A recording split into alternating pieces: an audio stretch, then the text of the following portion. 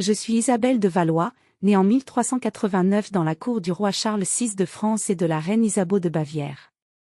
Mon destin fut tracé dès ma naissance, marqué par les conflits incessants entre la France et l'Angleterre.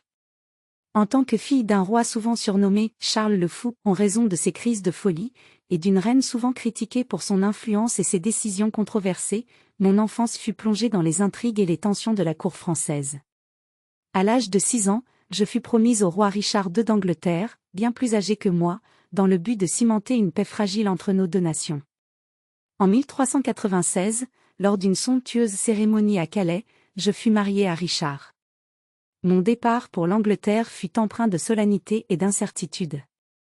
La traversée de la Manche symbolisait non seulement un changement de résidence, mais aussi un saut dans l'inconnu pour une enfant si jeune.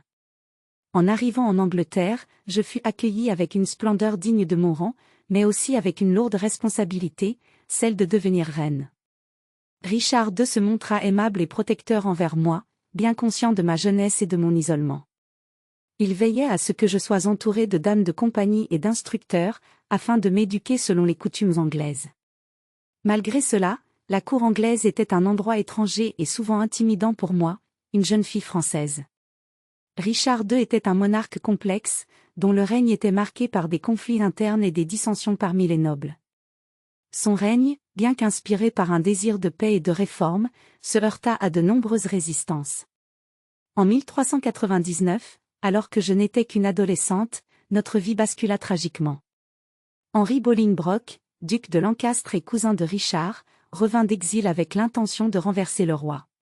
Richard fut capturé et forcé d'abdiquer, laissant place à Henri IV sur le trône. En tant que reine déchue, mon statut changea du jour au lendemain. J'étais désormais une pièce dans le jeu politique, détenue comme un otage de valeur. Mon mariage avec Richard n'avait pas encore été consommé, étant donné mon jeune âge, ce qui facilita les négociations pour mon retour en France. En 1401, je fus finalement rapatriée dans ma patrie, un pays que j'avais quitté enfant et que je retrouvais en tant que jeune femme.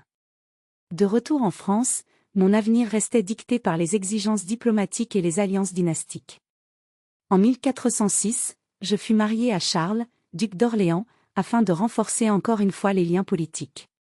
Charles était un homme cultivé et poétique, bien que notre union fût avant tout une alliance stratégique.